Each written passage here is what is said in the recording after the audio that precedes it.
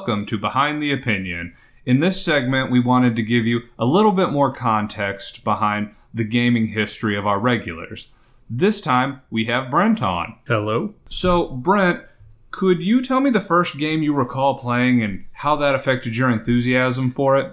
So this one's a really complex question. So when I was younger, my first thing was a Game Boy. I really don't remember what age I got that at.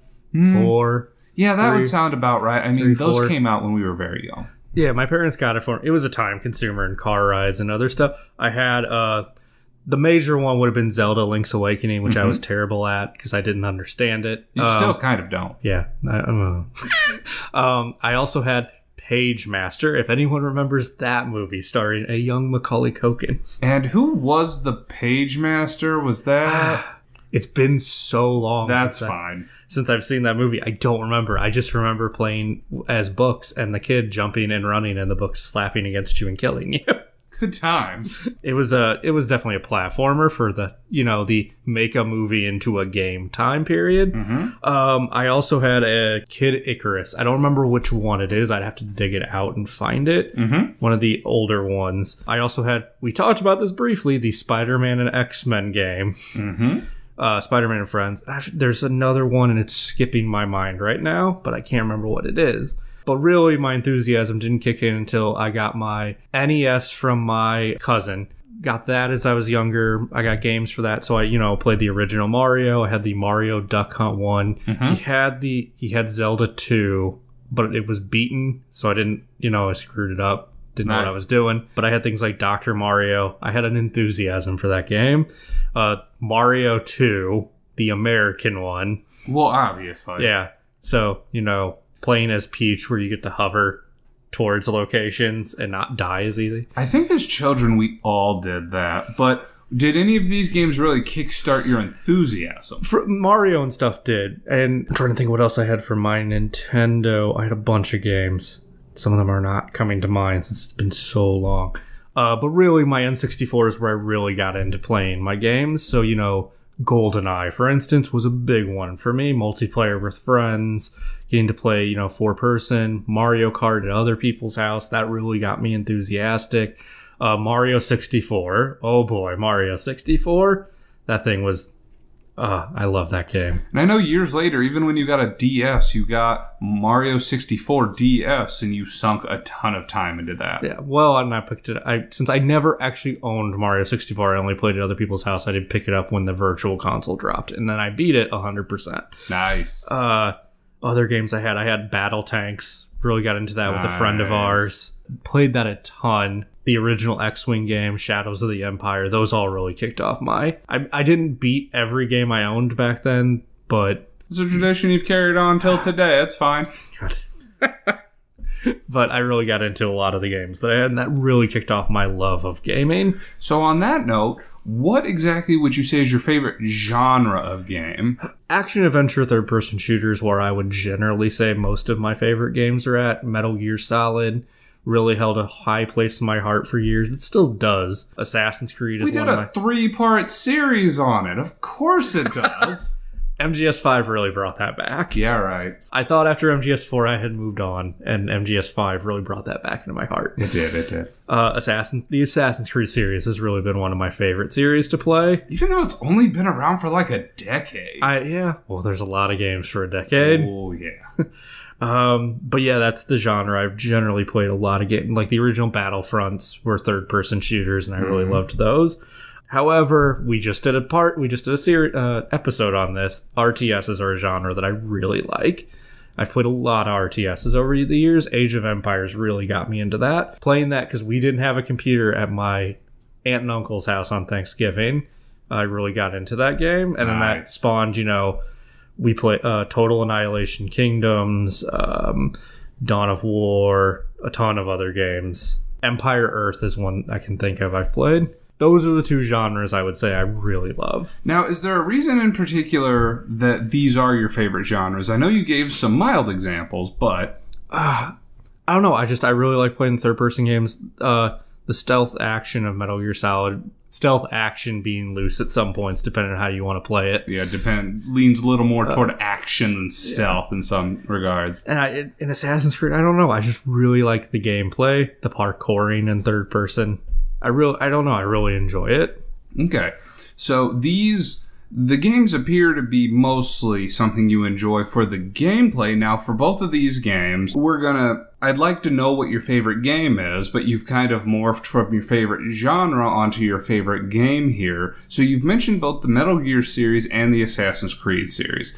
So what makes these your favorite games? You mentioned the parkour for Assassin's Creed and the stealth gameplay. Is there anything else? Older Metal Gear Solid, the story, I really liked the story when I was younger, and yes, there are a lot of flaws with the Metal Gear Solid story. Mm-hmm. We touched on that. Oh, we did. But I still really enjoyed it, and there were a lot of really good moments just cinematically, and the gameplay melding into that sometimes was really good. Assassin's Creed, I really like the story as well. That's what's really drawn me in, the narrative of it all. But I just like the hand-to-hand combat of the engine, especially the fast kills and other stuff, making it way easier to do. So, do you feel like both of those games, we've talked about this extensively, but as those games series have progressed, has their evolution continued to fuel your enthusiasm for them? Metal Gear Solid really did, especially Metal Gear Solid 5. Yeah, that made a huge jump. With the huge changes in gameplay and just a whole bunch of new narrative. Assassin's Creed, yes, though they've had some missteps along the way. They've done a lot of things that I've enjoyed. The universal gameplay of the setting as a whole, like Syndicate, I really liked playing in London, where you get to do all your missions to build up areas, free them from the Templar or other things like that. I really enjoy where they allow you to take sections of the city and meld that into the gameplay. You can't move on to certain story aspects without freeing up stuff from the Templar. Instilling brothels and other things, which seems weird, but it's a lot of fun to do. I know the gameplay in both of those games has gone a tremendous distance since it first started, which is impressive because both of those games, for various reasons, you touched upon the Metal Gear Solid being a little wonky story-wise, and it never got unwonky, if we're being honest here. And Assassin's Creed in particular, the story has at times kind of lost its footing. Mm-hmm. So, but it's still managed to keep chugging. I know you have not played the newest one yet. I have not. So I'll be interested to hear your thoughts. I've heard enough good things, so I'm really excited, especially reading that the stuff that they've added in makes enough changes and adds enough new mechanics that makes it really interesting. Okay. And they've taken out some of the stuff that changes up the gameplay a lot, so... All right. Now, in general, and this can either be from the series that you've mentioned or in general, what would you say your most significant gaming memory is? I think one of the ones I chose definitely was the Metal Gear Solid 3 killing boss. Mm-hmm. Killing the boss, the whole thing where just makes you feel terrible. You feel like a horrible individual and a horrible human being. Now, it makes you feel that, but what about that makes it so significant for you? Because a lot of games make you feel bad. Just the storyline in general, the fact that she was the mother figure to Snake, the whole storyline going forward where you think she betrayed you, everything else, and at the very end she confesses she had to do all this stuff. She was forced to do it. It wasn't her choice, and you have to kill her right now. And they don't give you a choice. You have to pull the trigger. And if memory serves, if you don't pull the trigger, you will get nuked. Yeah. If you run the timer out, yeah, I believe because so. You're fighting before they drop a nuclear bomb. Yeah, it's a good time. Good time. I feel like there's others that I think there's a Dead Space one. I feel like there's some Dead Space. Oh, that coming on the Ishimura in the second game. Yeah, that gave me the agita. Yeah. When I was playing that, I mean, you're wandering around. I'm not going to mow your grass. Go ahead. No. Well, yeah, you're right. You're wandering around. They're like, you got to go back to the ship from the first one. There it is. And you're like, oh, I don't want to do this. I don't want to do this.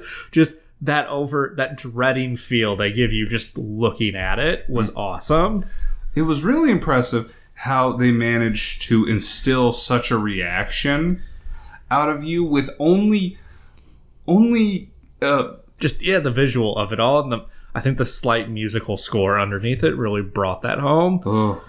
I know there's more, and they're not coming to mind right now, but I know there's at least a few more I can think that have really been some good moments in gaming. So, Brent, I know you had a lot of enthusiasm for this project, Co-Opinions, back when I first told you about it. Why do you enjoy talking about video games? I love playing video games. They're a great hobby for me. They're one of my biggest hobbies. I just enjoy a lot of different games, like RTSs. I enjoy strategy about them. I enjoy building armies. I enjoy doing all the war set stuff. Like we talked about Sins of a Solar Empire. I don't just enjoy the army part. I enjoy the political, the economic stuff that you have to do in that game just to keep going. There's a lot of things. Just with Metal Gear Solid, I enjoy when you do the stealth action. I also enjoy that one comic for Metal Gear Solid 5 where it's a scan out property, mark everyone, run in, screw up, have to shoot everyone anyways. Just that kind of fun you have. There's just narratives, especially for a lot of video games. There's a lot of good stories that have been told, and there's some where it's like the narrative is introduced later on, and you can tell it doesn't entirely go with the gameplay, but really good stories where the narrative's built with the gameplay can be really... So I've noticed a theme that's common when we do these is you like to focus a lot on the plot of a game. Yeah. Now, do you think that is because you personally believe that plot is more important than gameplay? I would go 50-50. Okay. Because, like Mario games, I'm not playing Mario for the extensive plot by any stretch. I'm playing them for the fun of, the platforming, the puzzles in a Mario game. Where is the line of demarcation for you? I ask this because I know when we have played games like Gears of War, you get way saltier about the story in those games, even though I go in telling you this story will be awful.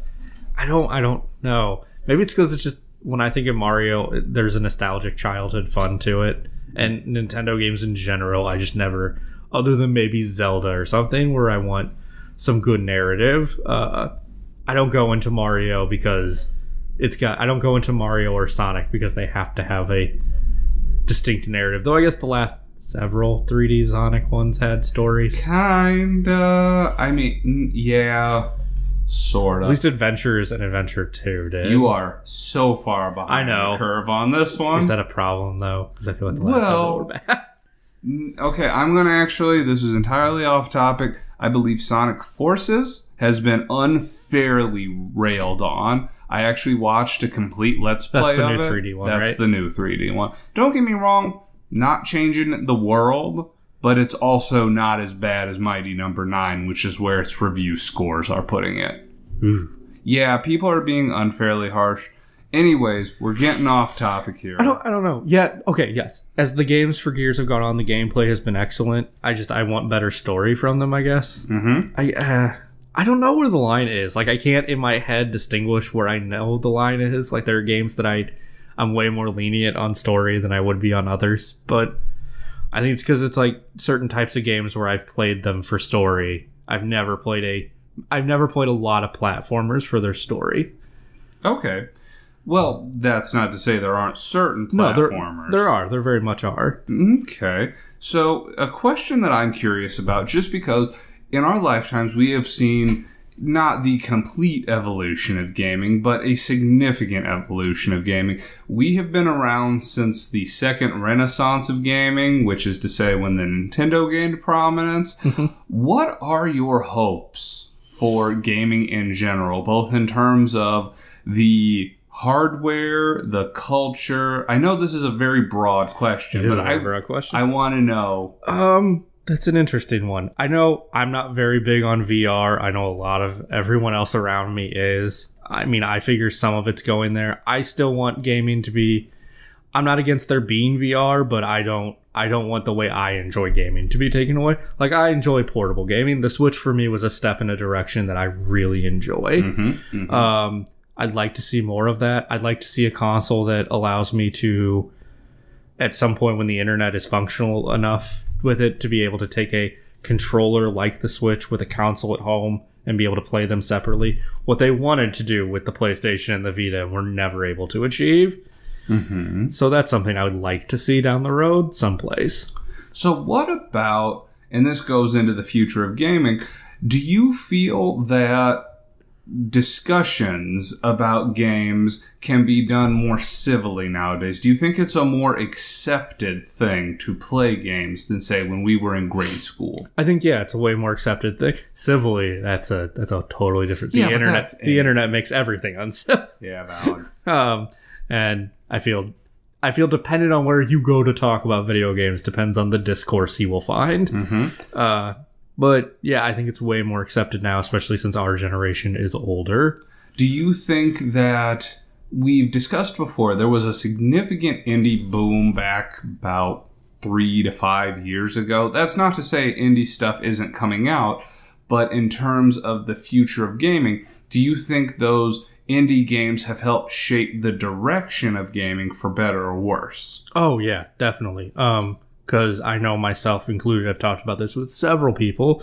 You know, the AAA bubble problem being making AAA games for the price that they are. You got to a point where it just cost too much, and you saw this rise in really good indie games. They may not all be, you know, breaking the mold, but yeah, you've had a rise in so many good indie games like Dust, Mark of the Ninja. Oh man, Mark of the Ninja. I loved that. Mark of the Ninja basically did to stealth games what Super Meat Boy did to platformers for me. It made it a pure experience. Some other ones, Gone Home, Bastion. Bastion was really good. Bastion was really good, and I haven't played the newest game, Pyre, yet. As soon as I do, I'm going to try to assemble a team to talk about Supergiant games. But Papers, Please, Undertale. Did you know Papers, Please came out recently on Vita? Really? Right?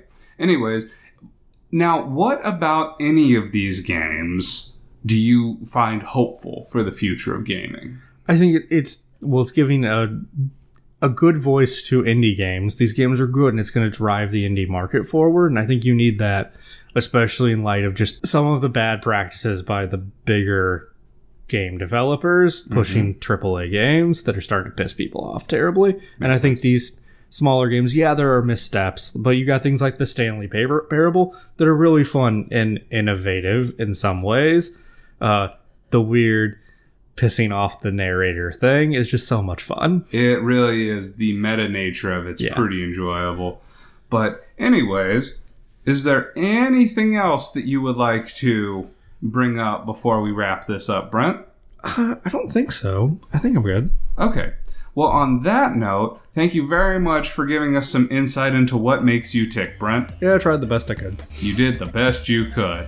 But until next time, this was Behind the Opinion with Brent. Yep.